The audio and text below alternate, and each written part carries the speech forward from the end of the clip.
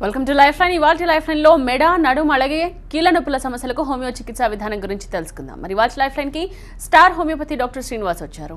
So doctor తో మీరు నేరుగా మాట్లాడి మీకున్న సమస్యల గురించి డిస్కస్ చేయొచ్చు. మాకు డయల్ చేయాల్సిన నంబర్స్ 0406660337 లేదా 338 నంబర్స్ కి కాల్ చేయండి. Hello doctor. హలో. ఈ మెడ నడుము అలాగే కీళ్ళ నొప్పుల సమస్యలు అసలు ఎందుకు వస్తాయండి, కారణాలు ఏంటి? ముఖ్యంగా కీళ్ళ నొప్పులకి చాలా రకాల కారణాలు ఉంటాయండి. ఈవెన్ మెడ నొప్పి కానీ నడుము నొప్పి కానీ బేసిక్గా ఓవర్ స్ట్రెయిన్ అని చెప్పుకోవచ్చు. ఎక్కువగా ఒత్తిడికి గురి కావడం కానీ, ఎక్కువగా స్ట్రెయిన్ఫుల్ వర్క్ కండిషన్స్లో వర్క్ చేయడం కానీ, రెస్ట్ లేకపోవడం కానీ, simple physical exercise lack of exercises వల్ల కావచ్చు, ఇంకా కొన్ని ఇన్ఫెక్షన్స్ వల్ల కావచ్చు, కొన్ని డైటిక్ ఫ్యాక్టర్స్ వల్ల కావచ్చు, కొన్ని ఇంజురీస్ వల్ల కావచ్చు, అదే కాకుండా ఒబేసిటీ వల్ల కూడా వస్తుంది. అంటే ఒక్కొక్క రకమైన కీళ్ళ నొప్పులకి ఒక రకమైన కారణం అనేది ఉంటుంది.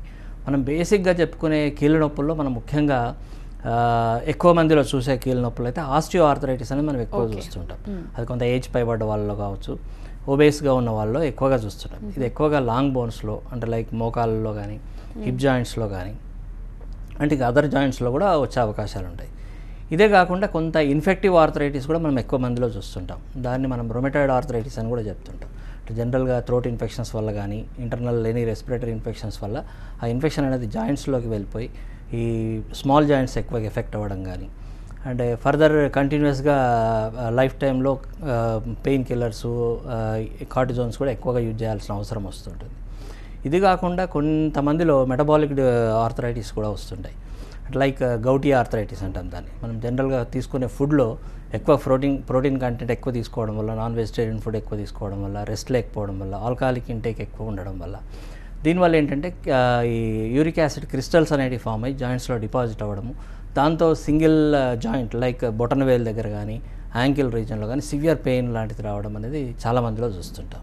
ఇదే కాకుండా సోరియాసిస్తో సఫర్ అవుతున్న వాళ్ళు పోస్ట్ సోరియార్థరిక్ అంటే సోరియాసిస్ కొంత తగ్గుముఖం పట్టినా దాంతోపాటు సఫర్ అవుతున్న వాళ్ళు ఆర్థరైటిస్ అంటే సోరియాటిక్ ఆర్థరైటిస్ కూడా వస్తుంటుంది.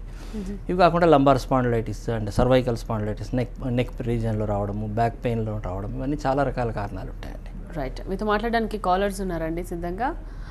హలో, బద్వేల్ నుంచి కాల్ చేశారు. హలో హలో రమణ గారు చెప్పండి. ఓకే, కాల్ మళ్ళీ తీసుకుందాం. ఓకే. జనరల్గా మీరు చెప్పిన ప్రాబ్లమ్స్కి లక్షణాలు అన్నది మనం అందరిలోనూ కామన్గా చూస్తుంటామండి. అంటే జనరల్గా ఏంటంటే పెయిన్ అనేది పర్సన్ టు పర్సన్ వేరియేషన్ ఉంటుంది. ఓకే. సో ఇప్పుడు ఆస్టియో ఆర్థరైటిస్ అనుకోండి, ఎక్కువగా మోకాళ్ళ నొప్పుల్లో ఉంటాయి. దాంట్లో మోకాళ్ళలో మోనో ఆర్థరైటిస్ అంటే సింగిల్ జాయింట్ ఎఫెక్ట్ అవ్వచ్చు, or both the joints effect అవ్వచ్చు. కొంతమందికి ఇన్ఫ్లమేషన్ ఉండొచ్చు, కొంతమందికి ఎఫ్యూజన్ అంటాము, జాయింట్లో ఫ్లూయిడ్ లాంటిది అక్యుములేట్ అవ్వచ్చు. అంటే ఈ పర్సన్ టు పర్సన్ పెయిన్లో కానివ్వండి అండ్ సిమ్టమ్స్లో చాలా వేరియేషన్స్ ఉంటాయి. అది రొమటాయిడ్ ఆర్థరైటిస్ ఏమో స్మాల్ జాయింట్స్ ఎక్కువగా ఎఫెక్ట్ అవుతాయి. సో అది మార్నింగ్ లేవగానే స్టిఫ్నెస్ ఉండడము, దాంతోపాటు ఫీవరిష్గా ఉండడము, మార్నింగ్ కొంత సేపు వరకు అంటే మార్నింగ్ లేచిన తర్వాత కొంతసేపటి వరకు పెయిన్స్ అనేవి కంప్లీట్ కంట్రోల్ అవ్వకుండా చాలా స్టిఫ్నెస్ ఉండడం, ఏ పని చేసుకోలేకపోవడము, ఇలాంటివి ఉంటాయి. అదే సడన్ పెయిన్, ఈవెన్ నిద్రను కూడా డిస్టర్బ్ అయ్యేలాగా సడన్ నిద్రలో పెయిన్ వచ్చేది గౌటీ ఆర్థరైటిస్లో. అంటే సడన్ సివియర్ పెయిన్ వస్తుంటుంది ఈ బొటన వేలు దగ్గరలో. బొటన వేలు దగ్గర కంప్లీట్గా వాచిపోవడం, అంటే స్వెల్లింగ్ లాగా ఇన్ఫ్లమేషన్ లాంటిది రావడం అనేది జరుగుతుంటుంది. సో ఎవ్రీ ఆర్థరైటిస్కి pain and position and nature of the పెయిన్లో కూడా డిఫరెన్షియేషన్ అనేది ఉంటుంది. ఎస్, కాలర్తో మాట్లాడదామండి. రమణ గారు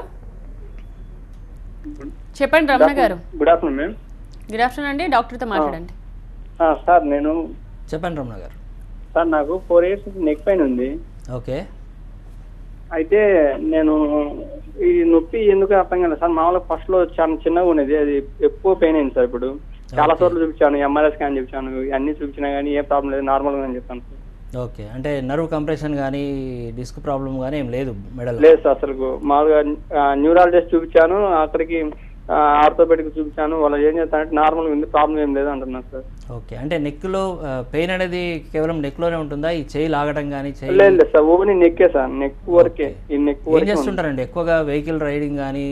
వెహికల్ డ్రైవింగ్ చేస్తాను సార్, బైక్ డ్రైవింగ్ చేసుకుంటాను. ఓకే. ఓకే. మామూలుగా బైక్ డ్రైవింగ్ చేయకుండా మామూలు కూర్చొని నెక్ పెయిన్ వస్తానే ఉంటుంది సార్. ఓకే. ఓకే. ఏం చేస్తానని నెక్ పెయిన్ కామన్ వస్తానే ఉంది సార్. అవునా? ఓకే. సో మీకు జనరల్గా మజిల్ ఈ ఇన్వెస్టిగేషన్స్లో ఎలాంటి పెథాలజీ లేదంటున్నారు. అంటే డిస్క్లో రిలేటెడ్ సర్వైకల్ బోన్స్లో కూడా ఎలాంటి చేంజెస్ లేవంటున్నారు కాబట్టి మేబీ నర్వ్ కంప్రెషన్ కానీ లేదంటే మజిల్ ఎక్కువ స్ట్రెయిన్ అవ్వడం వల్ల వస్తుంటుందండి. ఓకే సార్, నేను ఆఖరికి ఇక్కడ హోమియోకెళ్ళలోనే ట్రీట్మెంట్ తీసుకున్నాను సార్. 1 year 1 month కంప్లీట్ అయిపోయింది నెల్లూరులో. Okay okay. అయినా కానీ పెయిన్ అయితే తగ్గినట్టు నాకు రిలీఫ్ అనిపించలేదు సార్. సో అంటే మీకు మెయిన్గా మజిల్ స్ట్రెయిన్ వల్ల కనుక పెయిన్ వస్తే మనకి ఎక్కువ వెహికల్ రైడింగ్ చేయడం వల్ల కనుక పెయిన్ వస్తే కనుక కొంత రెస్ట్ అనేది అవసరం ఉంటుందండి. మామూలుగా కాదు సార్, మామూలుగా పనుకో నిద్రపోతున్నా కానీ పెయిన్ వస్తానండి సార్. పిల్లో ఏమైనా ఎత్తుగా పెట్టుకుంటారా? పిల్లో అసలు పెట్టుకోక 3 months అయింది సార్, 3 years అయింది సార్ పిల్లో పెట్టుకోకుండా అసలు నేను. Okay okay. సో ఏంటంటే ఓలిన్ ఉంది కదా సార్, మామూలుగా స్ప్రే ఒకటి, అది వాడితే కొంచెం రిలీఫ్ వస్తుంది సార్ మళ్ళీ మామూలుగా. Okay okay. కాల్షియం లెవెల్స్ కానీ విటమిన్ D3 లెవెల్స్ ఏమైనా ఇన్వెస్టిగేషన్ చేయించారా? చేపిలేదు సార్, చేపిలేదు. మళ్ళీ మొత్తంగా అంటే కొన్ని టెస్ట్ చేశారు సార్ వాళ్ళు, నాకు తెలియదు ఐడియా ఏ టెస్ట్ చేశారని. Okay okay. ఒకసారి serum calcium and D3 levels చూసుకోండి. ఒకవేళ అది నార్మల్గా ఉంటే కనుక కొంత రెస్ట్తో నెక్ ఎక్సర్సైజెస్ లాంటివి, అంటే సింపుల్ ఎక్సర్సైజెస్, అంటే మరీ స్ట్రెయిన్ అవ్వకుండా సింపుల్ ఎక్సర్సైజెస్ ఉంటాయండి, అవి చేస్తూ మీరు హోమియో మెడిసిన్స్ కంటిన్యూ చేయండి, ఖచ్చితంగా నార్మల్ అవుతుందండి. ఎస్, నెక్స్ట్ కాలర్ ఉన్నారండి, అనంతపురం నుండి కాల్ చేశారు. నారాయణ గారు. నమస్తే మేడం. నమస్తే అండి, డాక్టర్ ఉన్నారు, మాట్లాడండి. చెప్పండి. నమస్తే అండి, చెప్పండి. హలో, చెప్పండి నారాయణ గారు. నమస్తే సార్, నా పేరు నారాయణ సార్, మేము తాడపత్రి మండలం నుంచి మాట్లాడుతున్నాం సార్. ఓకే సార్, నాకు జనవరిలో చిన్న యాక్సిడెంట్ అయింది సార్. Okay okay. నాకు పాదం అనేది ఇరిగింది సార్. దాంట్లో స్క్రూ వేసి రాట్లు వేసి పెట్టింది సార్. రాట్లు తీసిన తర్వాత ఓకే ఒక సంవత్సరం తర్వాత తీస్తా ఉన్నారు సార్. రైట్. అది ఇప్పుడు నాకు నడిచే కొద్ది పెయిన్ ఎక్కువ వస్తుంది సార్. మొన్ననే MRI స్కానింగ్ తీపించినా కూడా ఏం లేదన్నారు సార్. ఓకే. మరి అది ఎందుకంత నొప్పి వస్తుంది సార్? సో జనరల్గా చాలా మందిలో ఏంటంటే పోస్ట్ సర్జికల్ ఆర్ ఇంజరీస్ తర్వాత పెయిన్స్ అనేటివి లోపల ఇంటర్నల్గా సర్జరీ టైంలో కొంత మజిల్ టెండాన్స్ అవి డ్యామేజ్ అవ్వడం కావచ్చు, లేదంటే స్యూచరింగ్ వీటి వల్ల కూడా 2 times అంటే సర్జరీ అయింది ప్లస్ ఇంటర్నల్ స్క్రూస్ అవి రిమూవల్ గురించి మళ్ళీ సర్జరీ చేయించారు. కాబట్టి ఈ పోస్ట్ సర్జికల్ వాటికి కూడా హోమియోపతిక్ మెడిసిన్స్ మంచిగా ఉన్నాయండి. అంటే ఇప్పుడు జనరల్గా ఆర్నికా అని, హైపరికమ్ అని కొన్ని డ్రగ్స్ ఉన్నాయి. అంటే ఇంటర్నల్గా మీకు నర్వ్ ఏదైనా డ్యామేజ్ అవ్వడం వల్ల కానీ పెయిన్ అనేది వస్తుంటూ ఉంటుంది. మీరు హోమియో మెడిసిన్ స్టార్ట్ చేయండి. వితిన్ షార్ట్ టైం, అంటే ఒక 3 months 4 monthsలో కంప్లీట్ నార్మల్ అయ్యే అవకాశాలు ఉంటాయండి. జనరల్గా మెడ అండ్ నడుము నొప్పి ఇవన్నీ కూడా కామన్గా కూడా వస్తూ ఉంటాయండి అప్పుడప్పుడు. అంటే ఇవి సివియర్గా మనం ఎప్పుడు తీసుకోవాల్సి ఉంటుంది అంటారు?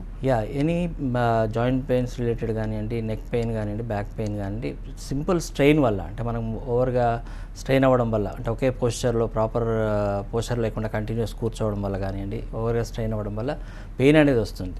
అది కొంత రెస్ట్ తీసుకున్న తర్వాత ఆ మజిల్ రిలాక్స్ అయ్యి మళ్ళీ పెయిన్ అనేది తగ్గిపోతుంటుంది. సో నార్మల్గా పెయిన్ అప్పుడప్పుడు రావడము, రెస్ట్ వల్ల తగ్గడం ఉంటే పెద్దగా వరి కావాల్సిన పని లేదు, అది ఇనిషియల్ స్టేజ్ అని మనం చెప్పుకోవచ్చు. బట్ కంటిన్యూస్ పెయిన్ ఉంటే కనుక more than 2 weeks 3 weeks continuous pain ఉండి మన డే టు డే వర్క్స్ని డిస్టర్బ్ చేస్తూ ఉంటే కనుక ఖచ్చితంగా ఫర్దర్ ప్రాబ్లం ఏమున్నదనేది ఇన్వెస్టిగేషన్ చేస్తుంది, దాన్ని బట్టి మెడిసిన్స్ వాడాల్సిన అవసరం ఉంటుందండి. Okay fine. డాక్టర్, ఈ ప్రాబ్లమ్స్కి ఇన్వెస్టిగేషన్స్ ఏముంటాయండి? అంటే జనరల్గా జాయింట్ పెయిన్స్కి అయితే ఇప్పుడు ఆస్టియోఆర్థరైటిస్ కండిషన్స్కి అయితే జనరల్ ఎక్స్రేస్ వల్ల తెలుస్తుందండి. జనరల్ ఇంటర్నల్ కార్టిలేజ్ ఎంతవరకు కరిగిపోయింది, ఇంటర్నల్ ఆస్టియోఫైట్స్ ఏమైనా డెవలప్ అయ్యాయా, ఎలాంటిది ఉంటుందండి. సో ఇంకా రొమటాయిడ్ ఆర్థరైటిస్ లాంటి వాటికైతేనేమో CBP-ESRతో పాటు RA ఫ్యాక్టర్ అనేది ఒకటి చేయించాల్సిన అవసరం ఉంటుంది. దాంతోపాటు CRP టెస్ట్ అనేది చేయించుకోవాల్సిన అవసరం ఉంటుంది. అదే కాకుండా gouty arthritis serum uric acid levels చూడాల్సి ఉంటుంది. సో ఇన్ని back pain, neck pain related అయితేనేమో ఎక్స్రేలతో పాటు అవసరాన్ని బట్టి CT స్పైన్ కానివ్వండి, MRI స్పైన్ లాంటివి టెస్టులు చేయించాల్సిన అవసరం ఉంటుంది. ఇంకా కొన్ని auto immune diseases like lumbar ankylosing spondylitis లాంటివి ఉంటాయి, వెరీ రేర్ కండిషన్స్ డిసీజెస్. అట్లాంటి వాటికి HLA-B27 లాంటివి కానీ ఇంటర్నల్ ఇమ్యూనిటీ రిలేటెడ్ కొన్ని టెస్టులు చేయించాల్సిన అవసరం ఉంటుందండి. ఎస్, నెక్స్ట్ విజయవాడ నుండి కాలర్ వెయిట్ చేస్తున్నారు. దేవేంద్ర గారు. నమస్తే మేడం. నమస్తే అండి, చెప్పండి. డాక్టర్ గారితో మాట్లాడండి. చెప్పండి సార్. సార్ నమస్కారం అండి. నమస్తే అండి, చెప్పండి సార్. విజయవాడ నుంచి మాట్లాడుతున్నాను. నాకు బ్యాక్ పెయిన్ సార్ ఒక 5 months నుంచి కొద్దిగా బాగా ఇబ్బంది పెడుతుంది. ఓకే. రీసెంట్గా నేను మళ్ళీ తర్వాత ఆయుర్వేద మెడిసిన్ కొద్దిగా వాడితే కొద్దిగా కంట్రోల్ అయినట్టుంది సార్. అంటే నేను యాక్చువల్గా రైల్వేస్లో చేస్తాను, లోకో పైలట్గా, అంటే డ్రైవర్గా చేస్తున్నాను. ఓకే. నేను లాంగ్ సిట్టింగ్ వాళ్ళ మీద కావచ్చు, దేని మీద ఎక్కువ 10 hours 15 hours అలా పనిచేస్తుంటా అన్నమాట. ఓకే. ఒక్కసారి ఒక రోజు ఒక 15 days బ్యాక్ బాగా పెయిన్ వచ్చి నడవలేని పరిస్థితి అయితే తర్వాత హాస్పిటల్లో జాయిన్ అయ్యానండి. తర్వాత దానిలో స్కాన్ తీశారు, ఎంఆర్ఐ స్కాన్ తీస్తే దానిలో protrude L1 L2 L3 L4 discs causing indentation of theca, compression అని చెప్పారు. Okay. Protrude L2 L3 L4 L5 discs causing compression of theca అని ఇచ్చారు సార్. అది వీళ్ళేమో డాక్టర్స్ ఏమో కొద్దిగా రెస్ట్ ఉండాలి, రెస్ట్ లేకపోతే మీరు సర్జరీకి వెళ్ళాల్సి వచ్చిందేమో అంటున్నారు. మరి మన హోమియోపతిలో మనకి ఏమన్నా రెమెడీ ఉందా? ఖచ్చితంగానండి. జనరల్గా ఈ డిస్క్ కంప్రెషన్స్ కానివ్వండి, డిస్క్ బల్జు లాంటివి, ఈ థీకల్ కంప్రెషన్స్ ఎక్కువ జరగడం వల్ల బ్యాక్ పెయిన్తో పాటు ఈ కాళ్ళలో కూడా పెయిన్ రావడము, తిమ్మిరు లాంటిది రావడము, కాళ్ళలో మంటలు లాంటివి రావడం కూడా జరుగుతుంటుంది. ఇది ఇనిషియల్ స్టేజ్లో ఉంది కాబట్టి మీరు ఇమీడియట్గా హోమియోపతి ట్రీట్మెంట్ స్టార్ట్ చేయండి. బట్ ట్రీట్మెంట్తో పాటు మీరు కొంత రెస్ట్, ఇనిషియల్ ట్రీట్మెంట్ పీరియడ్లో అయితే ఖచ్చితంగా రెస్ట్ తీసుకోవాల్సిన అవసరం ఉంటుందండి. అంటే ఓవర్గా స్ట్రెయిన్ అవ్వడం వల్ల, కంటిన్యూ ప్రయాణాలు చేయడం వల్ల, ఈ డిస్క్లో కంప్రెషన్స్ ఎక్కువ జరగడం వల్ల, ఎక్కువగా డిస్క్ మీద ఎక్కువగా ప్రెషర్ పడడం వల్ల ఈ బల్జ్ లాంటివి జరుగుతుంటాయండి. మీరు హోమియోపతిక్ మెడికేషన్స్ ద్వారా ఖచ్చితంగా అంటే అనాలిసిక్స్, పెయిన్ కిల్లర్స్ ఇవన్నీ రెగ్యులర్గా వాడి ఇంకా ప్రాబ్లం చేసుకునే కంటే సేఫ్ సైడ్గా హోమియోపతి మెడిసిన్స్ వాడుతూ మీరు కొంత రెస్ట్ తీసుకుంటే కనుక కంప్లీట్ క్యూర్ అయ్యే అవకాశాలు ఉంటాయండి. జనరల్గా ఈ ట్రీట్మెంట్ అన్నది ఇన్వెస్టిగేషన్స్ తర్వాత, ఇన్వెస్టిగేషన్ అయిపోయి రిజల్ట్ వచ్చిన తర్వాత ఎలా స్టార్ట్ చేస్తారు ప్రొసీజర్? జనరల్గా హోమియోపతిక్ ట్రీట్మెంట్ అంటే ఓన్లీ మెడికేషనే ఉంటుందండి. ఓకే. సో డిసీజ్ బట్టి వాళ్ళకి కొంత జనరల్ ఎక్సర్సైజెస్ లాంటివి చెప్పడం కానీ, డైట్ పరంగా ఇప్పుడు రెగ్యులర్గా గౌటీ ఆర్థరైటిస్ లాంటిది ఉందండి, ప్రోటీన్ డైట్ అవాయిడ్ చేయాల్సిన అవసరం ఉంటుంది. కొంతమందికి అదర్ ఆల్కహాలిక్ తీసుకునే వాళ్ళకుంటే అది మానేసుకోవాల్సిన అవసరం ఉంటుంది. సో మెయిన్గా ఇన్వెస్టిగేషన్స్ వల్ల మనకు డిసీజ్ డయాగ్నోస్ అవుతుంది. అంటే వాళ్ళకి ప్రాపర్ ప్రాబ్లం ఏముందనేది ఫైండ్ అవుట్ చేసిన తర్వాత దాని రిలేటెడ్ సింపుల్ ఎక్సర్సైజెస్ లాంటివి కానివ్వండి, డైట్ పరంగా కానివ్వండి, వాళ్ళకి కొన్ని సజెషన్స్ ఇస్తూ దాంతోపాటు వాళ్ళకి కాన్స్టిట్యూషనల్ మెడిసిన్ అంటాం. హోమియోపతిలో ఏంటంటే వాళ్ళకు ఉండే సిమ్టమ్స్ సివియారిటీ అండ్ సిమ్టమ్ యొక్క నేచర్, పెయిన్ యొక్క నేచర్, వాళ్ళకి ఈ అగ్రవేషన్ అండ్ అమిలరేషన్ అంటే జనరల్గా పెయిన్ ఎప్పుడు ఎక్కువ అవుతుంది, ఎప్పుడు తక్కువ అవుతుంది, మెయిన్ బేసిక్గా వాళ్ళకి రావడానికి రీజన్ ఏంటి, ఆ కాజ్, వీటన్నిటిని కూడా పరిగణలోకి తీసుకొని మనం కరెక్ట్గా వాళ్ళకి సూటబుల్ మెడిసిన్ అనేది సెలెక్ట్ చేయడం జరుగుతుంది. సో ఆ సూటబుల్ మెడిసిన్ ఎప్పుడైతే హోమియోపతిలో ఇవ్వడం జరుగుతుందో ఇంటర్నల్గా అంటే ఇమ్యూన్ సిస్టమ్ బూస్టప్ అయ్యి మెడిసిన్స్ ద్వారానే కంప్లీట్గా ఈ డిస్క్ బల్జ్ ఉన్నది నార్మలైజ్ అవ్వడము, ఇంటర్నల్గా ఇన్ఫ్లమేషన్స్ లాంటివి ఉంటే రెడ్యూస్ అయిపోవడము, పెయిన్ సివియర్గా ఉంటే ఆ పెయిన్ గ్రాడ్యువల్గా రెడ్యూస్ అవ్వడము, ఇవన్నీ జరుగుతుంటాయి. So even calcium deficiencies, D3 levels deficiency ఉన్నప్పటికీ కూడా ఈ కాన్స్టిట్యూషనల్ డ్రగ్స్ ఇచ్చిన తర్వాత ఏంటంటే మనం తీసుకునే ఫుడ్లో ఉండే కాల్షియం కానివ్వండి, D3ని కూడా ప్రాపర్గా అబ్జర్వ్ చేసుకునేలాగా బాడీ అలవాటు అవుతుంది. సో న్యాచురల్ వేలోనే, చాలా సింపుల్ వేలో, ఎలాంటి సైడ్ ఎఫెక్ట్స్ లేకుండా హోమియోపతి ద్వారా ఈ పెయిన్స్ తగ్గించడమే కాకుండా ఇంటర్నల్ పెథాలజీని కూడా మనం నార్మలైజ్ చేసే అవకాశాలు ఉంటాయండి. అండ్ ఈ పెయిన్స్తో బాధపడుతున్న వాళ్ళు రెగ్యులర్ బాడీ మసాజెస్కి వెళ్తూ ఉంటారండి, అది ఎంతవరకు లిమిటెడ్గా వెళ్ళాల్సి ఉంటుందో అది కరెక్ట్ అయిన ప్రొసీజర్? సో దీన్ని డిపెండ్స్ అమ్మ. అంటే మెయిన్గా ఫిజియోథెరపీ అనేది కొన్ని కండిషన్స్లో అంటే ఫిజియోథెరపీ రిలేటెడ్ కానీ, ఈవెన్ ఆయుర్వేదిక్ పంచకర్మ రిలేటెడ్ ప్రాపర్గా పెయిన్ ఉన్న రీజన్లో ఎక్కువగా మసాజ్ చేయడం వల్ల సర్కులేషన్ ఇంప్రూవ్ అయ్యి పెయిన్ టెంపరీగా రిలీఫ్ అవుతుంది. ఓకే. బట్ ఈ రెగ్యులర్గా అంటే పెయిన్ సివియారిటీగా ఉన్నప్పుడు ప్రాపర్ నాలెడ్జ్ లేకుండా కనుక మసాజ్ లాంటివి చేయించుకుంటే ఇబ్బంది అయ్యే అవకాశాలు ఉంటాయి. సో ఎడ్యుకేటెడ్ అంటే జనరల్ క్వాలిఫైడ్ ఫిజియోథెరపిస్ట్ దగ్గర కానివ్వండి, అదర్వైజ్ పంచకర్మ టెక్నీషియన్స్ దగ్గర under supervision of ayurvedic doctor ప్రాపర్గా చేయించుకుంటే ఖచ్చితంగా దానివల్ల బెనిఫిట్ ఉంటుంది. సో అది కొంత పెయిన్ని మనం రిలీఫ్ చేయడానికి హెల్ప్ చేస్తుంది. బట్ కంప్లీట్ క్యూర్ అవ్వడానికి మాత్రం హోమియోపతిక్ మెడికేషన్స్ ద్వారానే హెల్ప్ అనేది జరుగుతుందండి. అండ్ ఎక్కువ జెంట్స్ కాకుండా లేడీస్ పెయిన్ కిల్లర్స్ ఎక్కువ తీసుకుంటూ ఉంటారు. అంటే డైలీ పనులు చేసుకునే వీళ్ళు కోసం వాళ్ళు పెయిన్ కిల్లర్స్ని ఆశ్రయిస్తుంటారు, ఎప్పుడు రెగ్యులర్గా అలవాటు పడిపోతారు. సో వాళ్ళకి ఏం చెప్తారు, ఎంత లిమిటెడ్గా తీసుకోవాలంటారు? మెయిన్గా పెయిన్ కిల్లర్స్ అనేది రెగ్యులర్గా వాడడము అంత మంచిది అడ్వైజబుల్ అయితే కాదండి. అంటే అన్లెస్ అంటిల్ పెయిన్ సివియర్గా ఉన్నప్పుడు కొంతవరకు రిలీఫ్ అవ్వడానికి పెయిన్ కిల్లర్స్ వాడడం అనేది లాంగ్ రన్లో అంటే ఒక వీక్లీ వన్సో ట్వైసో అట్లా తీసుకుంటే ఇబ్బంది ఏమి ఉండదు. బట్ రెగ్యులర్ పెయిన్ కిల్లర్స్ వాడడం వల్ల చాలా రకాల సైడ్ ఎఫెక్ట్స్ ఉంటాయి. ఈవెన్ కిడ్నీ డ్యామేజెస్ అవ్వడం కానివ్వండి, gastric irritations, gastric ulcers develop అయ్యే అవకాశాలు ఉంటాయి. సో పెయిన్ కిల్లర్స్ అనేటివి కేవలం డాక్టర్ ఎంతవరకు సజెస్ట్ చేస్తాడో దాన్ని బట్టే వాడుకోవాలి. నొప్పి వస్తుంది కదా అని మాటిమాటికి ఏదో పెయిన్ కిల్లర్ ట్యాబ్లెట్ వాడడం అనేది అంత అడ్వైజబుల్ కాదు.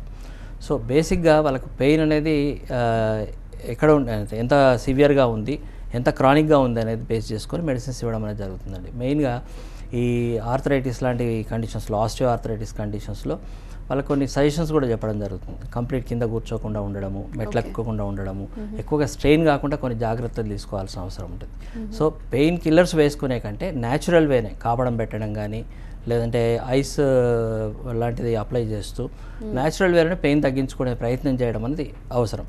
సో ఎందుకంటే పెయిన్ అనేది ఆర్థరైటిస్లో చాలా మందిలో క్రానిక్గా ఉంటుంది, నెలల తరబడి ఉంటుంది. కాబట్టి రెగ్యులర్గా పెయిన్ కిల్లర్స్ వేసుకునే కంటే న్యాచురల్ మెడిసిన్స్ అయినటువంటి ఆయుర్వేద కానీ, హోమియోపతి వాడడం కానీ, దాంతోపాటు ఈ హాట్ ప్యాక్స్ కానీ, లేదంటే ఐస్ అప్లై చేయడం కానీ, న్యాచురల్గా కొంత రెస్ట్ తీసుకోవడం కానీ చేస్తే మంచిదండి. ఎస్, నెక్స్ట్ కాలర్ వెయిట్ చేస్తున్నారండి కర్నూలు నుండి. సుధీర్ గారు చెప్పండి. సుధీర్ గారు. మేడం నమస్తే. మేడం నమస్తే అండి, డాక్టర్ శ్రీనివాస్ ఉన్నారు, మాట్లాడండి. చెప్పండి. చెప్పండి సుధీర్ గారు. సార్ అదే సార్, అది కొద్దిగా కీలవాతం ఉంది సార్. ఓకే సార్ నమస్తే. చెప్పండి మీ సమస్య చెప్పండి. సార్ అదే సార్, కీలవాతం ఉంది సార్ నాకు. ఓకే, పూర్తి చేయండి, టీవీ చూడకండి. హోమియోపతి దగ్గర చూపిస్తే హోమియోపతి దగ్గర చూపిస్తే తగ్గుతాయి అన్నారు సార్. ఓకే అదే సార్, దాని చాలా ఇబ్బందిగా సార్ అది. ఓకే, కీళ్ళవాతం అంటే మీకు ఎన్ని రోజుల నుంచి ఉంది? ఏ కీలు ఎక్కువగా ఎఫెక్ట్ అయ్యిందండి? సార్ ఇప్పుడు 2 years సార్. ఒకటి అదేనండి, మీకు మోకాళ్ళ నొప్పులు ఎక్కువ ఉన్నాయా, లేకపోతే ఈ చేతుల్లో ఉండే వేళ్ళు ఇవి ఎక్కువ ఉన్నాయా? అది రొమటాయిడ్ ఆర్థరైటిస్ అన్నారా ఏంటి? డయాగ్నోస్ ఏం చేశారు? Rheumatoid arthritis sir. Rheumatoid arthritis అన్నారు. సో ఎట్లా స్టార్ట్ అయిందండి? ఏమన్నా ఇదివరకు చికెన్ గున్యా ఫీవర్స్ లాంటివి కానీ, టైఫాయిడ్ కానీ, ఏదైనా థ్రోట్ ఇన్ఫెక్షన్స్ కానీ ఏమైనా వచ్చాయా? Hello hello. అవి కీళ్ళ నొప్పులు, మెడలు అన్నీ ఉన్నాయి సార్. ఓకే. సో ఇప్పుడు ఏం వాడుతున్నారండి? మెడిసిన్స్ ఏం వాడుతున్నారు? అదే సార్, కర్నూలులో హోమియోపతి దగ్గర డాక్టర్ దగ్గరికి వెళ్ళి ఆయన మెడిసిన్ ఇచ్చిన 10 drops చేస్తామన్నాడు. అది ఓకే. సో మీరు హోమియోపతి మెడిసిన్ స్టార్ట్ చేశారు కాబట్టి కొద్ది రోజులు కంటిన్యూ చేయండి. స్టిల్ మీకు ఇంకా మంచి మెడిసిన్స్ అవసరం ఉండి, ఇంకా పర్ఫెక్ట్గా ట్రీట్మెంట్ అవసరం అనుకుంటే కనుక మీ రిపోర్ట్స్తో ఒకసారి స్టార్ హోమియోపతిలో కన్సల్ట్ అవ్వండి. మీ కేస్ అంతా మొత్తం స్టడీ చేసి దాని రిలేటెడ్ డ్రగ్స్ ఇవ్వడం వల్ల ఖచ్చితంగా నార్మల్ అవుతుందండి. నెక్స్ట్ నెల్లూరు నుండి కాలర్ వెయిట్ చేస్తున్నారు డాక్టర్. హలో డేవిడ్ గారు, చెప్పండి. హలో చెప్పండి డేవిడ్ గారు. నాకు ఒక 10 years back right shoulder dislocate అయిందమ్మా. ఓకే. అది తర్వాత నేను ఏం చేశానంటే కొంచెం పెయిన్ కిల్లర్ టాబ్లెట్స్ అవి వాడి సెట్ అయిపోయింది. ఓకే. కానీ ఇటీవల ఆ ఎఫెక్ట్ రైటింగ్ ఏదన్నా రాసేటప్పుడు బాగా షివరింగ్ వస్తుందండి. ఓకే. ఏదన్నా కొంచెం సలహాలు ఇస్తారని. Okay.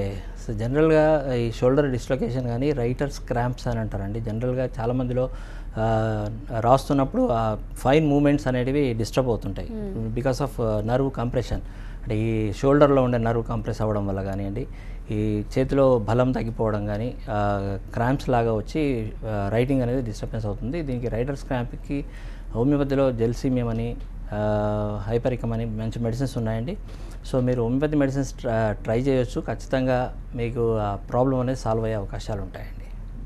Yes, thank you doctor. ఇది ఇవాల్టి లైఫ్ లైన్. చూస్తూనే ఉండండి టీవీ 9.